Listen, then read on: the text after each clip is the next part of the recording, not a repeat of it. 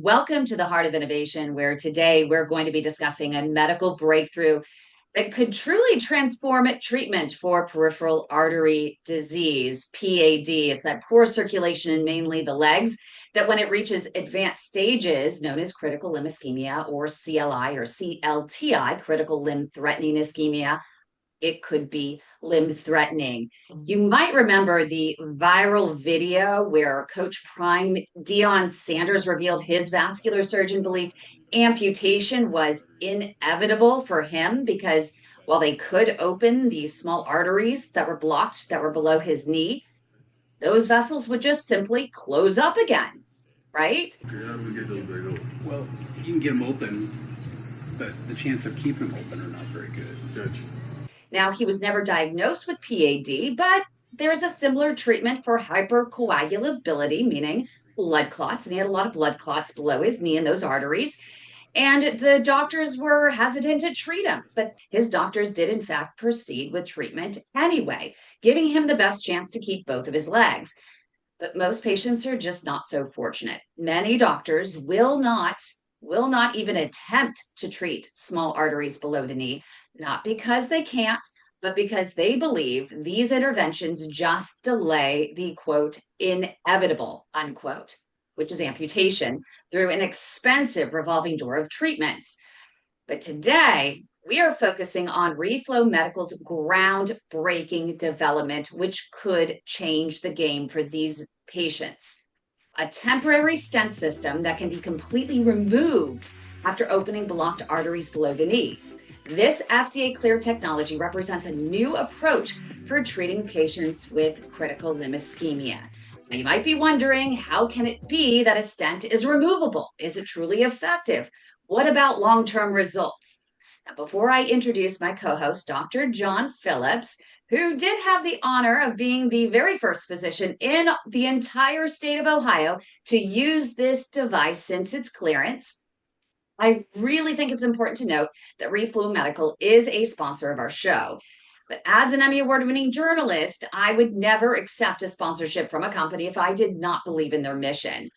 Covering their technology is not part of the sponsorship. In fact, they preferred to remain in the background. This decision to feature their FDA clearance is made with complete journalistic integrity. And because I truly believe, as the FDA did in granting their de novo clearance, that this technology truly represents a significant advancement for patients with PAD. Now, with all that being said, let's welcome Dr. Phillips before we bring in our special guest of the day, Dr. Jay Matthews, who is the lead investigator for the trial that led to this innovative approach that just got clearance that's giving new hope to patients struggling with PAD. Welcome, Dr. Phillips. It's been so long since I've talked to you. I know, Kimberly. We see each other like what, twice a year, and I was able to touch base with you in person, actually at a Reflow symposium at NCVH last week.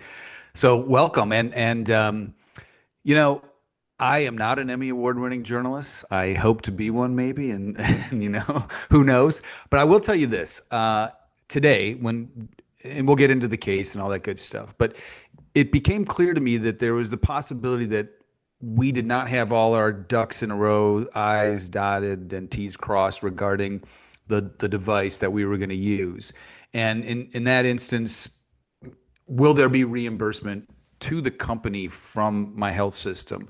And Ohio Health, they did a great job trying to get us what's called a purchase order to make this work in the business transaction that is medicine sometimes. But I will say this, the team at Refflow, when I asked them, I said, listen, guys, I don't know if we'll be able to get this, get you guys paid for paid for this device. And Gunter said, we're not into products, we're into patients. And so we will eat the cost if we have to. And again, you mentioned it. I believe in their mission, and we and Jay can attest to this as well. We try a lot of devices because I think that's how you advance any field, and we give them, I hope, honest feedback. And I feel, at least with this first case, that I've got pretty good feedback to give that's positive. And I just thank Refflow and their team for supporting our mission and supporting the mission of treating patients and not products. So with that said, looking forward to the conversation. Jay's got a lot of experience with the device. And we're just going to maybe dive into a little bit of the protocol research, a little bit behind it, what it looks like now, how we roll it out, all that good stuff. So we're going to have a fantastic show. And I love that you mentioned at their core with this particular company that they are about patients versus products, because when they started this sponsorship, one of our major educational opportunities that they have helped me with throughout the past year has been with the Walking is Medicine initiative to educate patients on the importance of walking. Walking is the best medicine for PAD, and that you need to walk to try and grow your collateral vessels, those extra arteries that reroute blood flow around the blockages. Now, only at that point where you have tried walking and you can't seem to get a break, you get a wound on your foot that's not healing, you have Charlie horses that wake you up at night, and the only way you get relief is you dangle your legs over the side of the bed or start pacing. That's when you get a procedure, but that's only the beginning. Then you got to walk to maintain it. So it is all about walking, and Refflow Medical is all about the patients and promoting that. So I'm excited to And get into the core of this that little device. patients before products thing, that's me and Gunter. So the alliteration is there. The P's are good. So, we're always trying to look for a hook. So we may have another hook there. So, because there's another little hook that I'll share with you that Gunter came up with too. Gunter is the senior vice president, right? Yes, I'm sorry. Yes. Of Refflow Medical. Yes. Yes, he is. Enough Just of that. making sure. I mean, we're all Correct. friends here. We're all talking. It's great. We're just welcoming everyone into the conversation. But before we continue this conversation, we got to bring in Jay Matthews. So let's start with a moment of inspiration. Dr. John Phillips, spectacular vascular moment of inspiration. So I'm going to use a quote from Rabbi Nachman. I'm probably not pronouncing his last name right, but I've heard this several occasions, and I think it's poignant when you are potentially using new equipment or just kind of, they say fortune favors the brave, and not like we were splitting the atom here, but again, you're using something a little bit new. And I love this quote, but he's quoted as saying, "The entire world is a narrow bridge." And I think the essence of that is that you could misstep anytime and fall and plummet to your death. Therefore, the essence of life is to really have no fear, not be afraid, and trust that there is a reason why you're doing what you're doing. And I honestly felt like today there was a reason why all these kind of stars align, that we were able to kind of get this case done, have a good result. And at the end, ultimately, you're here for the patient. You want to do what's right for the patient and treat the patient and save the piggies. I think we were able to achieve that. But I've been telling some other listeners that I hopefully are hopefully listening that the entire world is a narrow bridge. So have no fear. I love that quote. And I'm curious with Jay, we have just a couple of minutes before the break for you in. What are your thoughts on that quote and how it applies to you being the PI for this breakthrough study, for this breakthrough device? Well, I mean, it was a real honor to obviously be able to participate with this and a number of other technologies. Obviously, it's always, we're always trying to push the envelope and try to do the best for our patients and try to seek out better solutions and better ways or better mousetraps to solve a really complicated problem that is PAD. So, it's just amazing that we have this opportunity in this day and age to have access to this. There are a lot of places around the world that are not so fortunate. And, I really look forward to continue to push the envelope. Coming up next, right here on the Heart of Innovation, we're going to get into the core of this technology, the spur technology by Refflow Medical, and we're going to talk about why it truly matters and why it may be the biggest breakthrough for patients who have PAD, who also have diabetes and chronic kidney disease. So stay with us. You don't want to miss a moment. Don't go away. How many procedures are you willing to go through? Is it worth going through that many, or would you rather just step That's funny. Was it worth it? Oh yeah, I have my leg, man. Amputation should absolutely, positively, 100% never be a first-line treatment. What an incredible operation, what an incredible lab you have here. Without a doubt, we're underdiagnosing peripheral arterial disease. It has not gotten the attention that it should, because it is a killing disease, it is a disabling disease, And most importantly, it's a disease that we now have great treatments for. Okay, let's go to the next one. They were going to amputate it, and I needed to consult with my family. Did I want it off here or here? You're just shocked. It's scary. I don't even know how to explain it. You're 42 years old. We're waiting till people are at the end of the spectrum and almost beyond hope. There is good care available here. Closed minds are what we have to get rid of. Welcome back, everybody. Thanks for joining us. Welcome to Dr. Jay Matthews, a good friend who I've known for quite a while. We were residents together. And so, Jay, let's talk about the technology. If I understood it correctly, the co-founder of the company, Refflow Medical, about 10 or so years ago, was at a conference, and he had an idea based on looking at his wife's hairbrush of a device that could potentially kind of poke like little holes in the vessel and help treat the vessel, open it up, and maybe deliver a little bit of scaffold or structure for a short period of time, and then, remove that from the body. 10 years ago, that probably sounded pretty crazy. It still sounds a little goofy today. But tell me how you got involved with the company and the device, and, what got you excited about being involved with their trial. Yeah, so I've had the pleasure of being involved with these guys pretty much since their inception back in the days when they were just a crossing catheter company. So little tubes that we use to push through chronic blockages. And, I helped them kind of guide some of the development of some of those catheters. And then that's when they kind of proposed this idea, which I thought was pretty wacky at the time. This idea that we would put a stent in, but actually take it out. This term retrievable stent technology, there's no such thing that existed in the vascular space.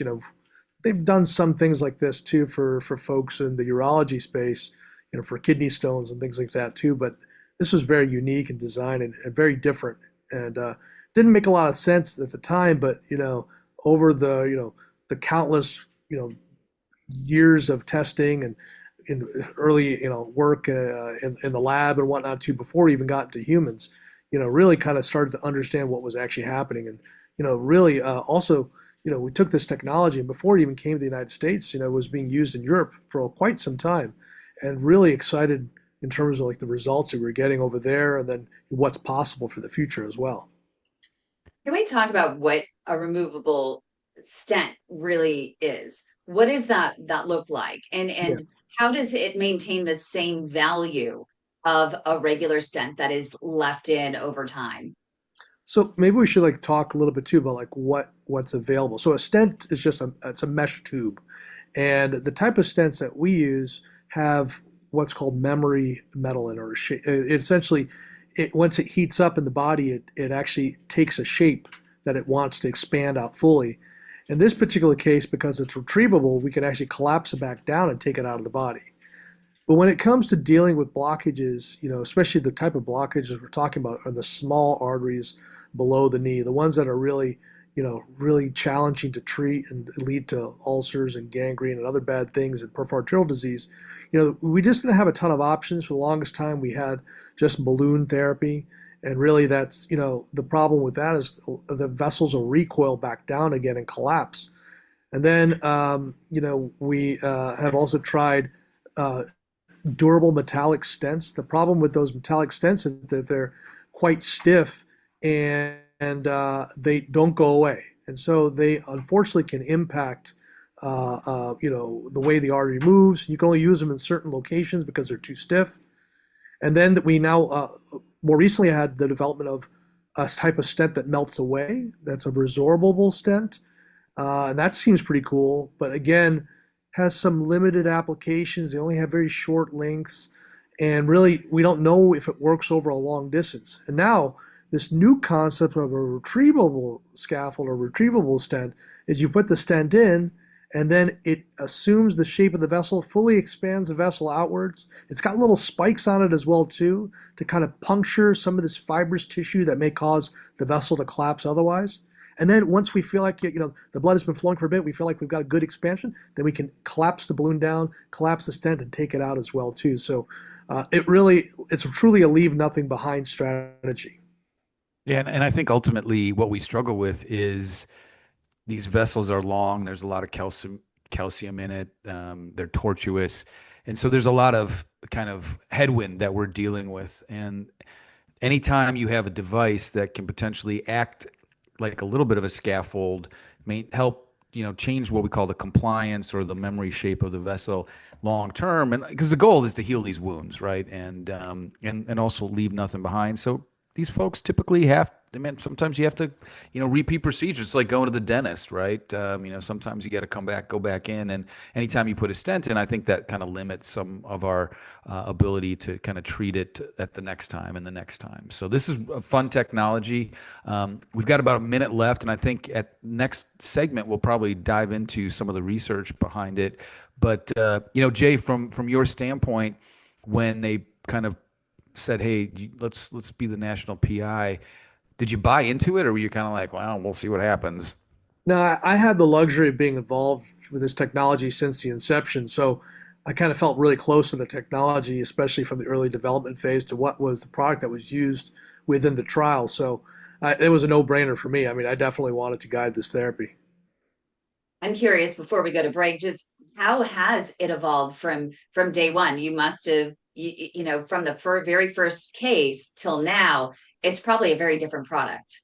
Yeah, I mean, from the moment that it was developed to what actually went into patients, just the length of the spikes, the stiffness, the trackability, the coatings used, all these things changed to continue to refine it and improve it before it actually got into humans. So what we're using now is very different than what we started with. And then I'll tell you that in a few years, what we'll have will be even different. It'll be faster, smaller, better. And, potentially we're going to be starting a randomized controlled trial with drug coating on it too to improve patency. And coming up right here on The Heart of Innovation, we'll have more with Dr. Jay Matthews and Dr. John Phillips, because we want to hear about their cases and how they've used the products, as well as all of the results. So don't go away. Stay with us right here on KDOW, The Heart of Innovation.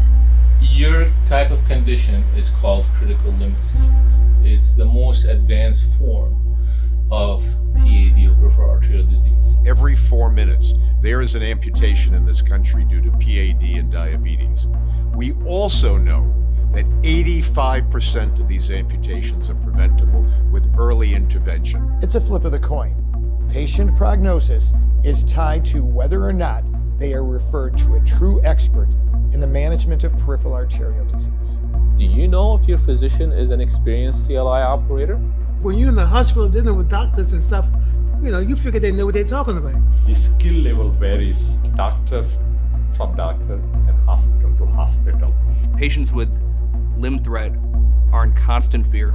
The depression that someone experiences after they lose a limb is equivalent to those of losing their spouse of 40 years. I was stuck in a wheelchair close to 2 years and my husband had to quit work. I didn't know what to do at this point because we had had nothing but infections and hospital stays and infections and hospital stays. And they took one toe, another toe, and then it was another toe, and then half his foot before he was even diagnosed with PAD. And all I heard was, "What are we doing here? Just cut it off." And I pulled the curtain back like, "Are you kidding me?" Do you really want to go through all that? That's crazy. That's insane. The protocol is to send them to amputation. Always, always, always get multiple opinions. We do have options. We need to listen more to our patients. If you're going to chop off their leg anyway, why not just let someone else try? This is the progression. First comes the wounds, and then comes an amputation. And I wasn't going to accept that. So that's what it's like to try to save a leg.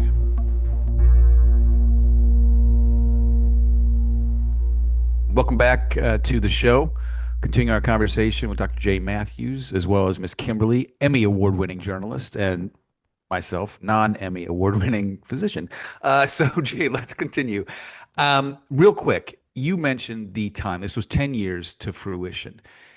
I think people don't understand what it takes to get something on the shelves that that physicians can use with FDA approval and clearance. You got an idea. This is 10 years. This is probably millions of dollars. This is lots of person power.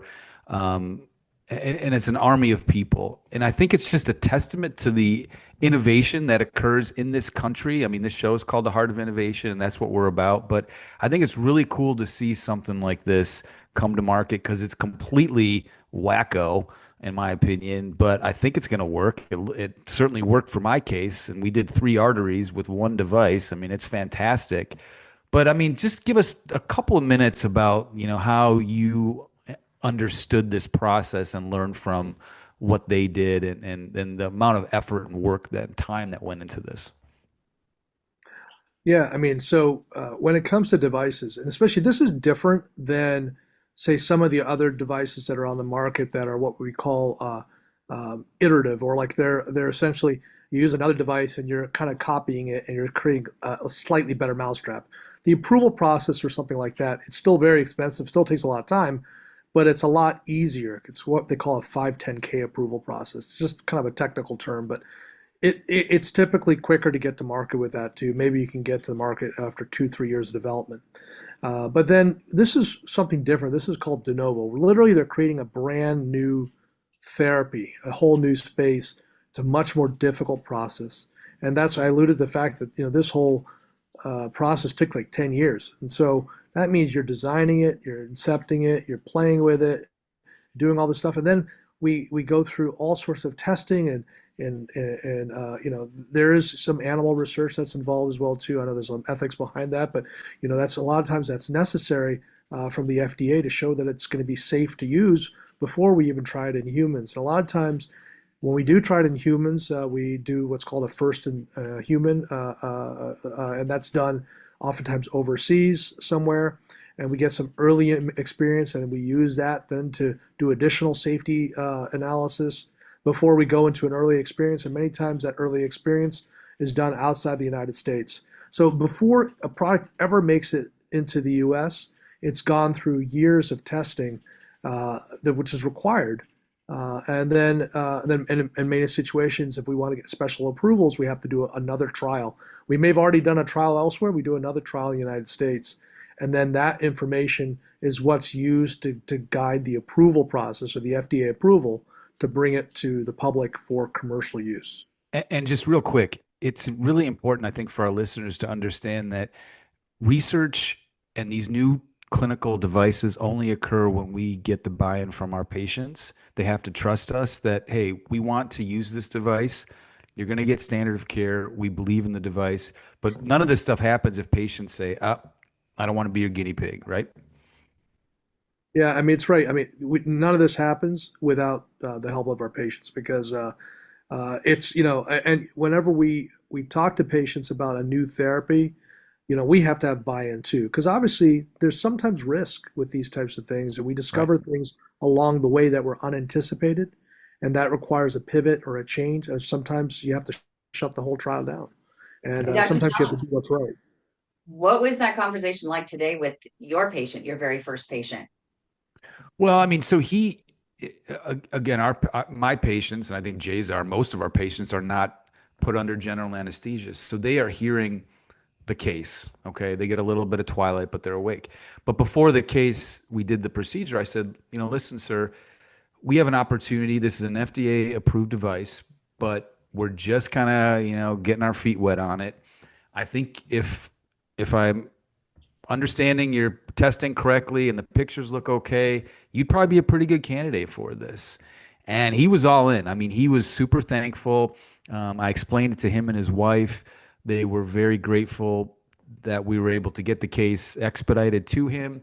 We got, a really nice result. And I said, and then at the end, I asked him, we're going to ask for a media release because we want to share this information with their team, and we're all learning, right? Like Jay said, there's iterations. We can tweak how we do the procedure and whatnot, and we're all learning together. And if we can use your case and teach other physicians or members of the Refflow Medical team or any other in industry company, yes. And he's like all for it. So we're gonna share his case, and he was all for it. He was all in. So what makes this, Dr. Matthews, you said it's de novo, right? It's a brand new therapy, and it's just not a better mousetrap in a sense, which was what a lot of other companies were doing, trying to constantly innovate around treating the Achilles heel of what I consider PAD, which is, it's those long calcified blockages or even, thrombotic blockages below the knee.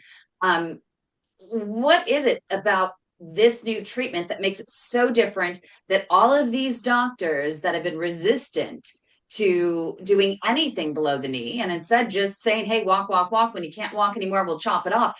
What's going to bring them on board to say, hey, this is the game changer. I'm going to start treating below the knee now. Well, yeah, I mean, I think there are still going to be a lot of naysayers out there and people that aren't 100% on board because we haven't had great durable therapies until recently. And again, we're limited still. And I'm not going to tell you that this device is going to be the end all be all because I do believe that we have other iterations of this device, specifically one with drug that we're going to be investigating that's going to be even better. And what I mean by drug is sometimes we use medications to help prevent the blockages from coming back. But we were really encouraged by the results of the study that we did in terms of their acute outcomes and also some of the later outcomes as well too, that a lot of these patients, they healed up afterwards and they had good results as well too. In fact, I just did an angio tonight, right before I got on this call, that was a patient from that study, completed it, and the area that we had treated with the spur was still open a year later. So pretty exciting. Nobody else knows this. I literally just did this. And so, I mean, this is the kind of stuff that I think, we're looking for something that gives us long-term outcomes. It's certainly better than just simply ballooning, which just doesn't work that well. And it's interesting too, because as cardiologists, we place stents in the coronary arteries, and those stents last for many, many years. And so, we have this mindset that these stents should work everywhere else, but they just don't. And I think it's also a little bit counterintuitive to deploy something that it's like a cage basically that with the little spikes on it. It's like a pipe cleaner, right? But then you just kind of bring it down and move it around and use multiple. You can use it multiple times, which is kind of neat. But it's a foreign concept, and I think part of why we do this show is to just kind of start the conversation about something new, how we where we think it applies. And to Jay's point, this is not the silver bullet. Nothing's a silver bullet, but I think this is a different mousetrap, and it's really exciting. So if people actually develop this stent, right, that's that metal scaffolding for the long term, right, then why is it that a scaffolding that can be retrieved right away is going to potentially have the same, result long term, like, for example, in the coronary? Yeah, so it's interesting. As John was mentioning, we think that, hey, we put a stent in, we're going to get nice long-term results. Well, it turns out that those medicated stents that we put in the heart work pretty well just for a very tiny portion of the below the knee arteries, those tibial arteries. And it seems like if we start putting them anywhere else, like further down, there's a risk of them getting crushed or clotting off. In fact, we studied this in some other trials. It was a study called the Saval trial that they looked at these long medicated stents, and it turns out it didn't work very well. And so we need to do something different. And that's where we realize that sometimes leaving something behind long term may not be a good plan. And that's where this idea of retrievable stent technology came about. Coming up right here on the Heart of Innovation, we'll have more with Dr. Jay Matthews and Dr. John Phillips and their experience with the brand new FDA de novo clearance of the spur technology. Stay right here on KDOW in the Heart of Innovation. Don't go away. As I started to look at the literature and realize how many people are given as their first option an amputation without a vascular consultation, without an angiogram, without an ultrasound. And I started to say, how on earth can we as an advanced nation do this? And this, by the way, is happening all over the world, still is happening in the United States of America. I cannot fathom that is okay. Cannot fathom that. We are not yet able to save every single limb. But we absolutely know, and we have reams of data, that getting an angiogram before an amputation saves limbs, because many of those actually have easy options. So there have been many defining points, many things that I've seen throughout my career. Certainly some of the more recent articles which have stopped people from using atherectomy, stopped people from using IVUS, even though there are reams of data showing that IVUS is helpful. Those have further shaped me. In fact, have made me a little belligerent, frankly, in how I approach studies like Best CLI, which I thought was a terrible study that came to very poor conclusions. The New England Journal of Medicine did take my letter to the editor, did publish it, where we, brought out the criticisms of that. I told him, let's wait and see what happens with the Basel II trial. And the Basel II trial completely had an opposite conclusion because that trial was biased. So there have been many things that have shaped my opinions, but I am trying to be balanced. I try to look at both sides of the equation. I'm hoping that not just me, but each of my colleagues and that others make a point of looking at both sides of a coin and assessing all things, and then saying, what is our best option here? And you know what? That may be different for different people. There may be a surgeon with such fantastic skills that his bypasses always work and they never go down. There may be an interventionist who never fails and it always gets the perfect example, the perfect outcome. And that's the art. Just like you could give me all the same paints, all the same oils, all the same canvas used by Monet or other people, I wouldn't have the same result. Even with the same tools, even with the same diagnosis, even with the same dreams. And so I think that's the art of medicine. I think we have to quit criticizing the art of medicine as we go on. Certainly, there is no room for people doing anything unethical. Certainly, there's no room for taking advantage of patients, but there has to be room for differing opinions. Yeah. And when we try to it's still a practice. when we try to quash those, it's an error, and that's how we'll stop progress. Welcome back, everybody. Thanks for joining us. So, Jay, in our minds as interventional cardiologists, and I mentioned this before, but we pretty much have cornered the market on how to treat blockages in the heart arteries. We see a blockage, the patient's having symptoms, we put a little balloon in, then we put the metal scaffold stent in, it's got a little drug on it, the body kind of seems to like it there, and the vessel stays open 10 plus years. Oftentimes in the legs, and particularly below the knee, which is what we struggle with, particularly in patients who have critical limb ischemia or ulcers or significant rest pain due to the blockages. We haven't really cornered that market yet. And like you said, we've tried various things. And I do think that the Esprit bioabsorbable scaffold from Abbott is promising, but you're not going to put that everywhere.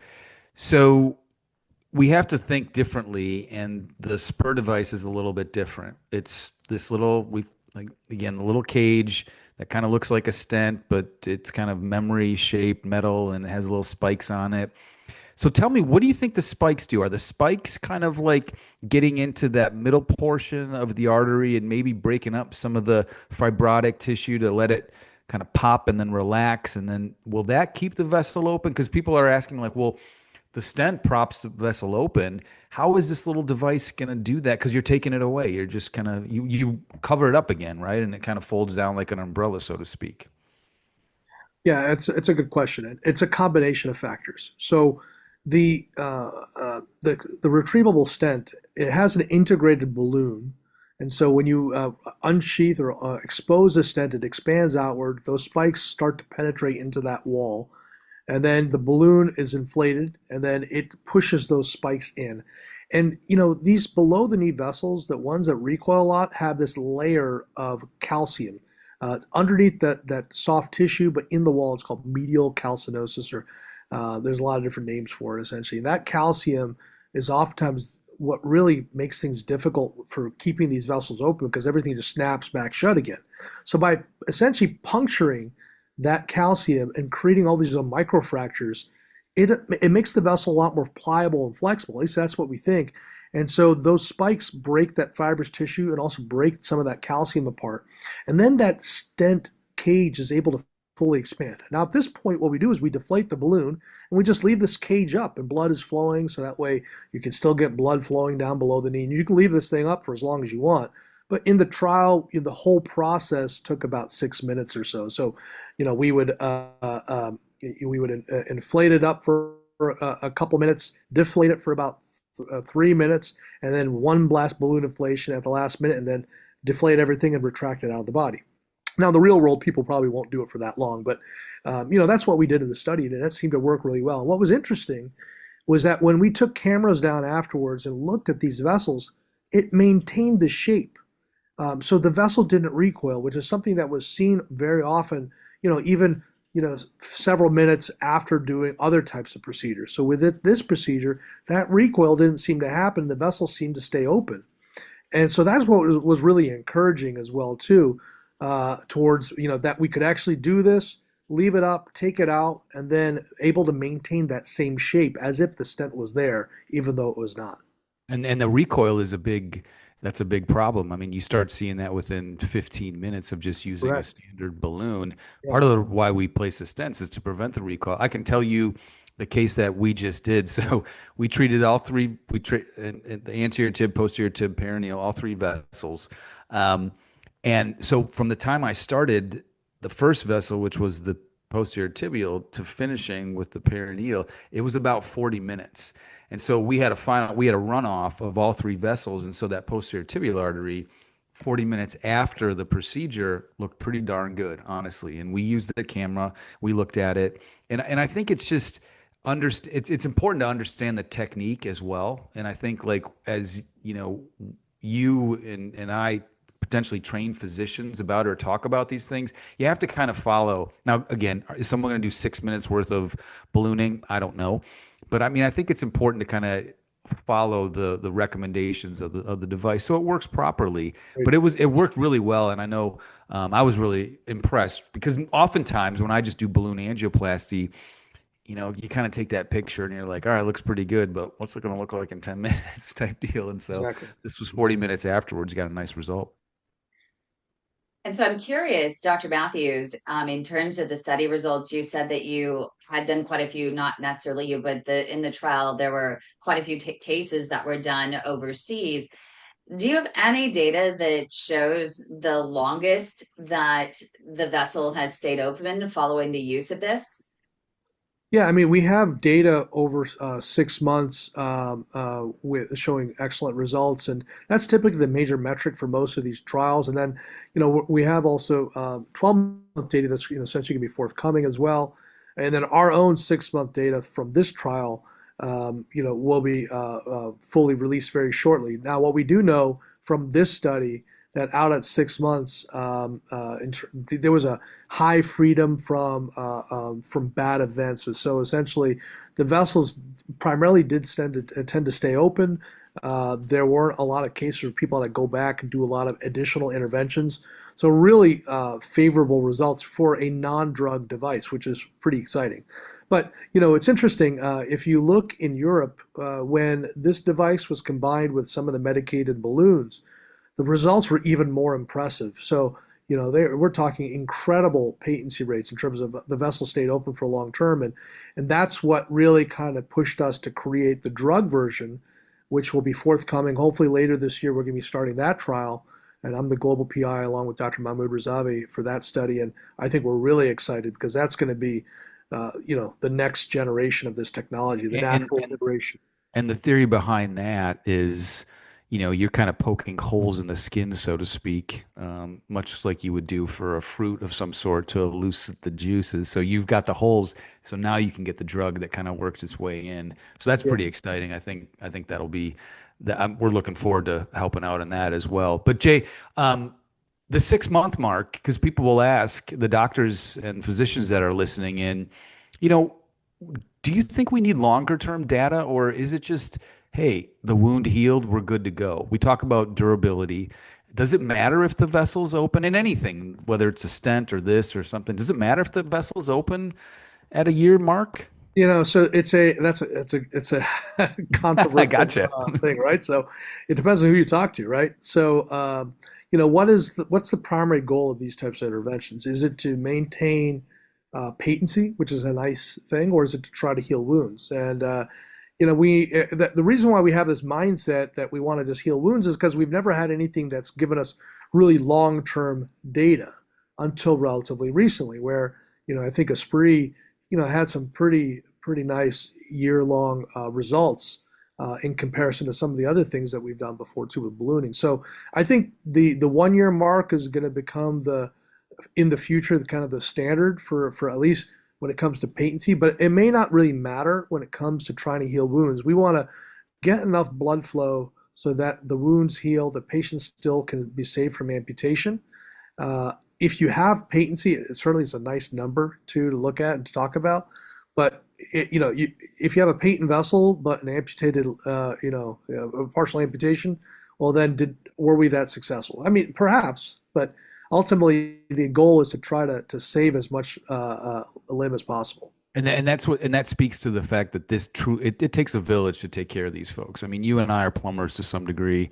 I don't do wound care. I don't think you do either. But I mean, like, we work closely with wound care folks, and so it's just a collaborative effort to, at the end of the day, you got to take care of the patients, and like we said earlier, it's patients over product.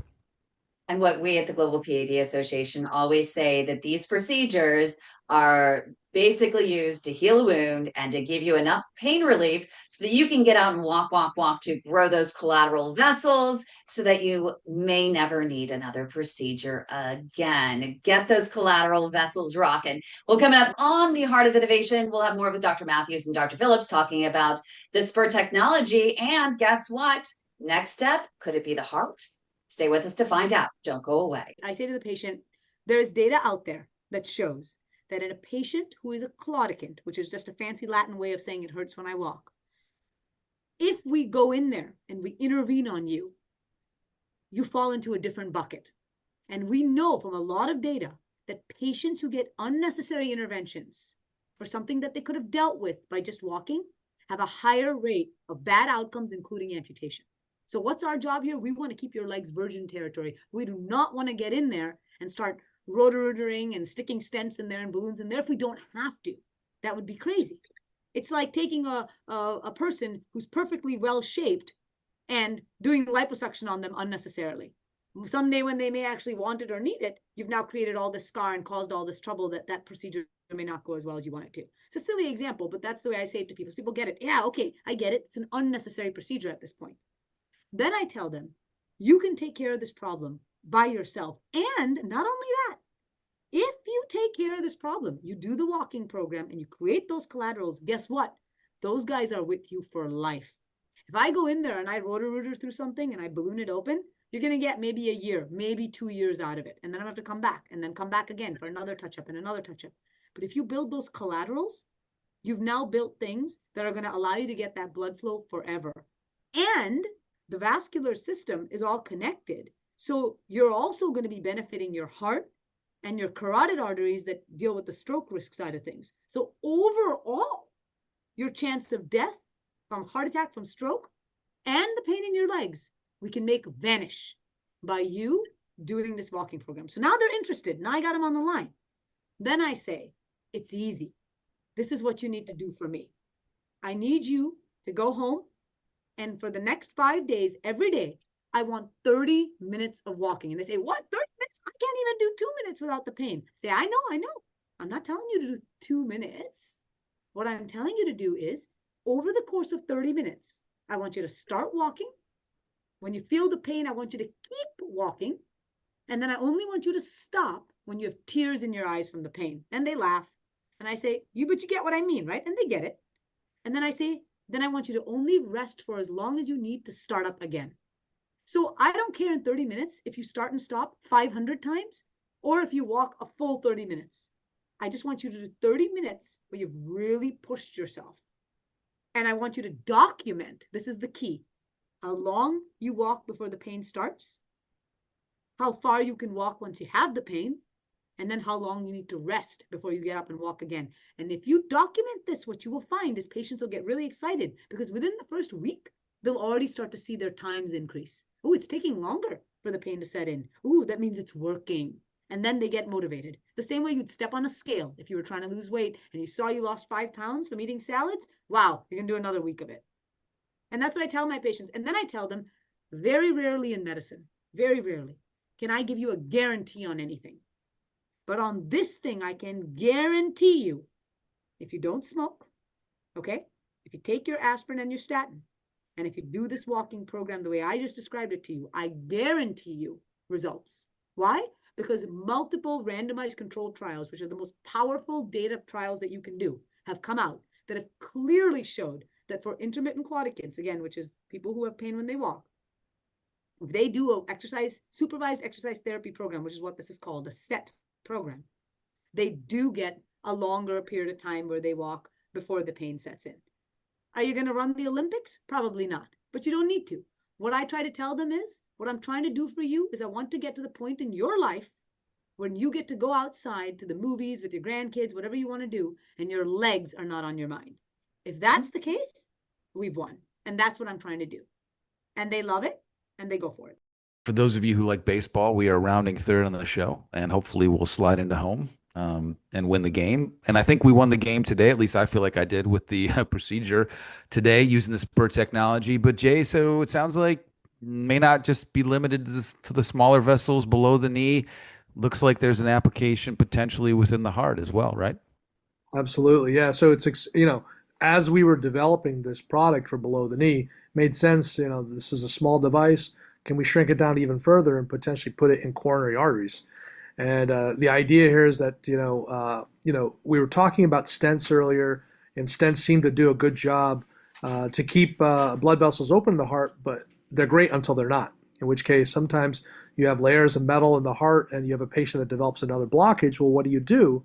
And we've been limited until very recently with some drug-coated balloon technology. The problem is getting that drug where it needs to go. And as we were talking earlier, maybe these spikes can penetrate into the wall, allow drug to actually get to where it needs to be, and can that potentially improve outcomes? So this same spur device has been developed for use inside stents, inside of the coronary arteries. And so that presents an exciting iteration of this technology. That is exciting. And in the last few moments here, I just wanted to get both your feedback, tell people, like, what is it actually like to use this device that is so different for you than anything else out there that you're most excited about? I mean, just for me, it's just exciting to be involved with something new and something different because, like I said, what we've had before has been the same technology that's been available since the 1990s. So the fact is that we got something that's completely different and new, paradigm shifting, is really exciting. So to me, I'm just super stoked to be there and be involved with this. I think it's fantastic to have something new. I was really excited after this case because it's not often where there's a completely, as Jay said, a de novo device that I think we were the 7th in the country to use it in the FDA approval, post FDA approval. So I think again, an added tool to the toolbox, much needed. Looking forward to what it can do in the future, and then particularly in the coronaries as well. If you both could wave your wands to do anything different in it based on your experiences, what would it be? Me personally, these are long lesions, and it's actually kind of neat too because now you're getting a little bit into the nitty gritty of it. But so the spikes and the stent itself are what we call sheaths. So there's a covering on it, and so you have to pull that covering off. And typically, you have to take the entire covering off and expose the whole portion of the length of the stent. And actually, the way they designed it, you can unsheath portions of it. And I think one of our friends at Refflow, dial a length, DAL. That's the kind of the term he coined. So you can unsheath part of it and deploy it, and it works. So in a section, it doesn't damage the covering. So that's kind of cool too. So I think the longer lengths and that technology is fantastic. And Dr. Matthews, 10 seconds. What do you think? Looking forward to the drug-coated. Yeah, drug-coated. But then not just that though. There's sky's the limit. Bigger vessels, veins, dialysis patients. There's so many different applications. So super excited as to see what we can do. This is just the beginning. And on that note, thanks everyone for joining us. We really appreciate you. When your sugar runs high, it's more than a sign. Diabetes creeping in, it's a dangerous line. Pre-diabetes too, don't think it's too light. It can lead to PAT, so start the fight. Sugar's sweet, but the cost is real. High blood sugar makes your arteries feel clogged. Slow flow, it's a ticking time bomb. Catch it early, stay strong, and keep your legs on. Sugar's not so sweet when your leg is in pain. Not controlling sugar is where peripheral artery disease sets in. Got sugar? Get checked. Don't wait too late. Save your legs, save your life. Take control of your fate. Leg pain, cold feet, neuropathy too. These are signs diabetes caught you. High sugar's the link where circulation and pain left untreated. Your leg might end